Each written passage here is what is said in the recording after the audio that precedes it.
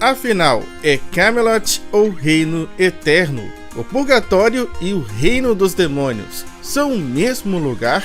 Quantos mundos, quantas dimensões diferentes realmente existem? E bom, para começar, vamos falar sobre o reino que foi o palco dos principais acontecimentos dentro da história de Nanatsu no Taizai e agora também na história dos 4 Cavaleiros do Apocalipse, o Reino de Britânia. Provavelmente o primeiro reino a ser criado, pois Britânia, junto com o resto do mundo, foi criado pelo caos muito antes da Guerra Santa, milhares de anos atrás, junto com as grandes 5 raças e seus líderes supremos. O que entende-se é que no começo o reino de Britânia era ali uma parte desse mundo que todas as raças compartilhavam entre si, sem guerras ou qualquer tipo de desordem. No entanto, por algum motivo, as 3 divindades decidiram criar seus próprios reinos. E assim, dessa forma, apenas os humanos e os gigantes e algumas outras pequenas raças passaram a dividir o mesmo espaço, o mesmo reino, neste caso em específico, o Reino de Britânia. No entanto, Britânia acabou sendo o palco da Guerra Santa, onde uma aliança formada por fadas, gigantes, deusas e humanos se uniram para enfrentar e consequentemente selar o clã dos demônios. O real motivo por detrás dessa Guerra Santa ainda é meio nebuloso, mas sabemos que Britânia acabou também sendo, além do palco de grandes conflitos, uma peça importante cobiçada pela sua magia abundante. E durante o percurso da história até os dias atuais, a gente pode ver que o Reino de Britânia é dividido em vários locais, outros reinos menores. No entanto, apesar de grande parte da história ser concentrada no Reino de Britânia, ele não é o único lugar desse vasto mundo, pois segundo o próprio Nakaba, ao responder a uma pergunta enviada por um leitor, ele dá a entender que existe algo sim além de Britânia, já que ele diz que Britânia seria algo equivalente à Inglaterra dos dias atuais. Mas ainda assim é uma resposta bem vaga, que não esclarece muitas outras dúvidas. Afinal, por que tudo acontece logo em Britânia? O que de fato existe além? Apenas terra? Nenhum outro local habitado ou a ser explorado? Bom, fica aí a sugestão para o Nakaba responder essa questão de uma forma agora um pouco mais clara. Reino das Fadas. Muitos devem imaginar ou acreditar que o Reino das Fadas é esse reino que apareceu bem no começo da história de Nanatsu no Taizai, mas na verdade não é, pois o Reino das Fadas e sua aparência nunca foi mostrado, nem no anime ou no mangá original, com exceção de apenas uma única cena onde a gente pode ver a árvore sagrada e bem pouco desse reino. No entanto, dentro de um spin-off baseado numa light novel chamada Os 7 Dias do Ladrão e a Garota Santa, nele nós podemos ver pela primeira vez como de fato é o Reino das Fadas. O reino criado pela árvore sagrada e onde ela permanece, um local praticamente inexplorado por humanos ou qualquer outra raça, onde todas as fadas nascem, incluindo os reis fadas e seus irmãos, que nascem diretamente da árvore sagrada. Porém, para continuar estabelecendo uma forte e agradável conexão com o Reino de Britânia, a árvore sagrada, através de um fruto único e sagrado, gerou florestas que cresceriam na terra de Britânia, que seriam habitadas e protegidas por um certo número de fadas, e que também seriam pontes entre o Reino das Fadas e o Reino dos Humanos. Ou seja, essas grandes árvores no centro de cada uma dessas florestas seriam, além de base de sustentação para elas, portais que dariam acesso ao reino das fadas. Portanto, foi através desse fruto que ela criou essa floresta do Rei das Fadas, que posteriormente foi realocada e renomeada como Floresta do Novo Rei das Fadas, após ser destruída por um demônio vermelho. No entanto, há 3.000 anos atrás, durante a Guerra Santa, existiu uma outra floresta do Rei das Fadas, que foi usada como local da Luz da Graça, sede da Estigma. A floresta foi protegida pelo primeiro Rei das Fadas, o Gloxinia, até que ele se juntou aos 10 Mandamentos e mais tarde foi selado junto com o clã dos demônios. E essa floresta acabou sendo destruída, restando apenas suas ruínas abaixo de onde hoje é o castelo do Reino de Leones. E recentemente a gente conheceu Benwick, uma outra floresta provavelmente gerada também através desse fruto, onde vive atualmente o Ban com sua amada Elaine, local onde também viveu o Lancelot e a Jericó. Reino Celestial. Outro reino muito pouco explorado, que sabemos é que ele foi criado pela divindade suprema e que é o lar das deusas, e que sua geografia é essencialmente composta por inúmeros palácios construídos em ilhas flutuantes, suspensas nas nuvens. E esses palácios do céu podem ser conectados à Britânia por portões celestiais, geralmente localizados nos altares dos druidas ou a Luz da Graça. Inclusive, o Rio do Chão até tentou contato com seus irmãos usando um desses. E após o fim da Nova Guerra Santa, Mael retornou ao Reino Celestial, prometendo a Sariel e Tarmiel protegê-lo até que eles revivessem. E lá, várias deusas apareceram tendo recuperado suas formas físicas, e juraram seguir Mael em sua nova missão. No entanto, as deusas, sob o controle da divindade suprema, acabaram atacando ele, o forçando a fugir do reino celestial. E assim, eu acredito muito que, assim como Nakaba tem explorado atualmente o reino dos demônios, que o reino celestial também seja explorado, que possa ser o palco de futuros acontecimentos. E por falar nele, vamos falar agora sobre o Reino dos Demônios. O Reino dos Demônios, ou Submundo, foi criado pelo Rei dos Demônios para ser o lar de todos os tipos de demônios. Mas com a queda do antigo rei, Zeldris, o seu filho, assumiu esse posto. Além disso, o Submundo é uma terra poluída e corrompida, coberta por um miasma do qual nenhuma outra raça além dos demônios podem sobreviver à exposição.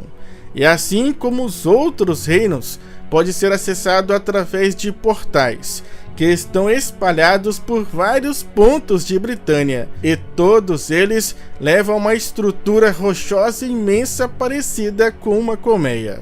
E no anime e no mangá original, a gente teve apenas alguns vislumbres do reino dos demônios, e só passamos a ter uma visão melhor desse reino dentro da história do segundo filme e no arco do Submundo dentro da história dos 4 Cavaleiros do Apocalipse, que é aonde a gente passa a conhecer melhor o Submundo e descobrir que além dos demônios e de Enduras, hospeda também uma besta gigantesca chamada Behemoth, que embora seja normalmente pacato e abençoe os demônios com sua força vital, qualquer perturbação anormal o transforma em um monstro furioso que devora a vida de tudo em seu caminho. E por fim, no Submundo existe também a prisão do reino demoníaco, local criado pelo primeiro rei para aprisionar desertores ou rebeldes, como o Golter, que ficou preso nesse local por muitos anos. E um outro lugar parecido com uma prisão é o Purgatório. O Purgatório é um reino localizado no espaço entre o mundo dos vivos e a vida após a morte, sendo o oposto da capital dos mortos, ou seja, basicamente o inferno e o céu. Portanto, ele é a contrapartida da capital dos mortos. Enquanto o último é um lugar onde as almas descansam em paz, o purgatório, por sua vez, é mais como uma prisão torturante para as almas. E ao contrário da capital dos mortos, que rejeita os vivos, aparentemente os vivos e mortos podem coexistir dentro do purgatório. Isso é, se eles conseguirem permanecer vivos lá. Pois o purgatório é um espaço-tempo infinito, caótico e infernal, onde almas mutiladas e monstros predadores procuram a todo tempo por presas. E o restante eu deixo a própria Merlin falar. Um local onde o ar tóxico é ao mesmo tempo ardente e congelante e destrói o corpo dos vivos. Tempo e espaço são distorcidos e 1 minuto vira 1 ano. Ele devora e invade a alma dos mortos.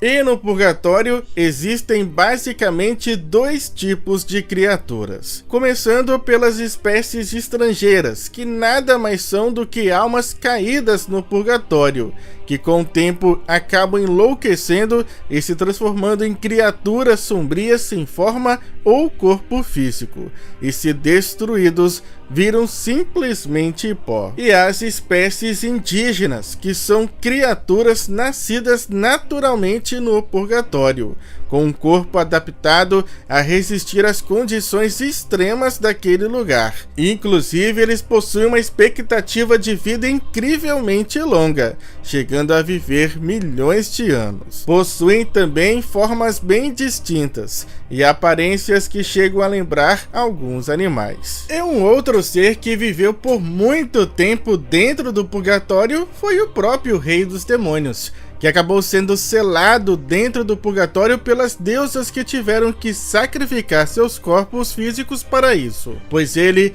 ao contrário do restante dos demônios, era poderoso demais para ser selado no caixão da eterna escuridão. Enfim, nunca foi falado explicitamente se existe uma forma padrão de se entrar dentro do purgatório, né? Como se alguém fosse querer tirar umas férias por lá. Sendo que os únicos meios que a gente pôde ver foi através dos olhos de Hawke, que literalmente se tornavam uma porta de passagem para este lugar com a ajuda, né, de um feitiço da Merlin, e o próprio pai da Merlin, que conseguiu de alguma forma, através de muitas pesquisas, abrir uma porta para o purgatório. Já para sair parecia ser bem mais simples, né, já que existia um imenso buraco / portão no meio do purgatório.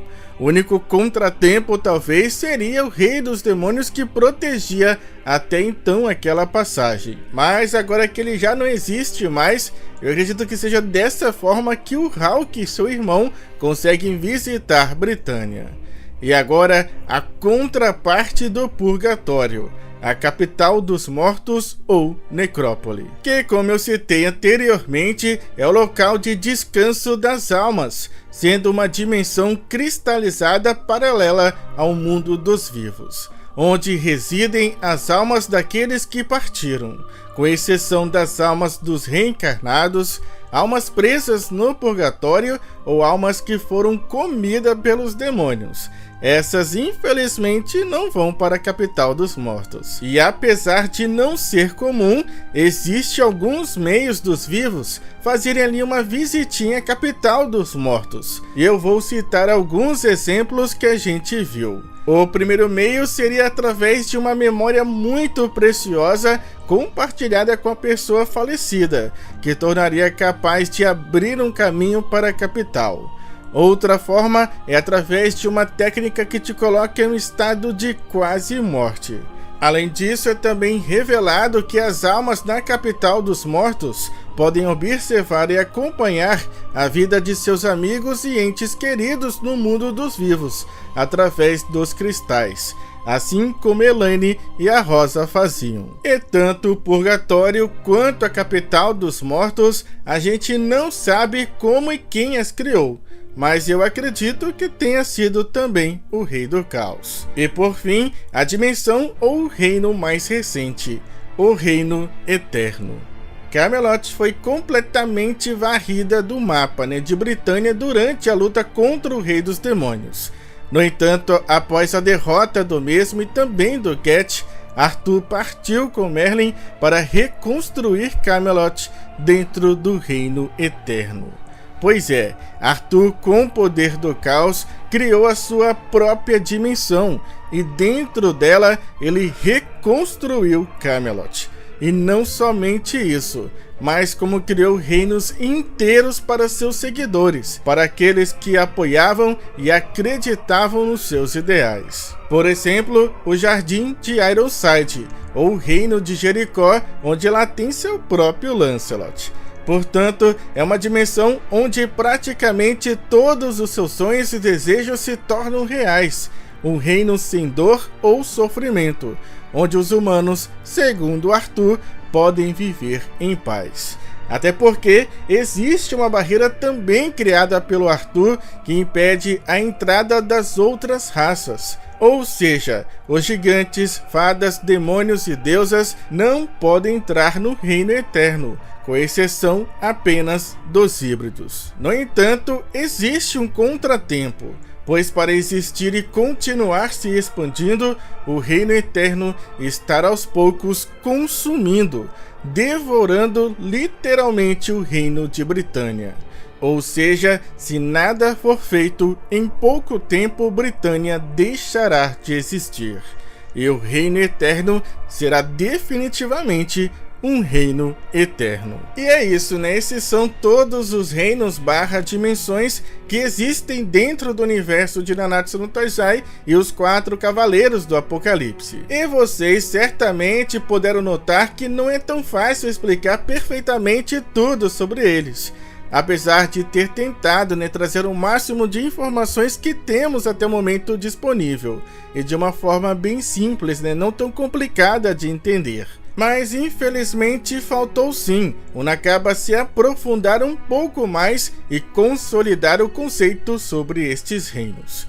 Eu espero que ele possa fazer isso nessa nova história, da qual já estamos inclusive podendo ver e descobrir muita coisa do Reino dos Demônios, que foi pouquíssimo explorado dentro da história de Nanatsu no Taizai. Mas agora eu quero saber a opinião de vocês. Foi um vídeo bacana? Tirou muitas dúvidas? E se ficou faltando algo, comenta aí, que a gente vai sempre tentar atualizar este vídeo conforme também novas informações vão surgindo. Agora eu fico por aqui, mas não antes, claro, de agradecer a cada um de vocês. Muito obrigado e a gente se vê no nosso próximo vídeo. Falou, fui, é nóis!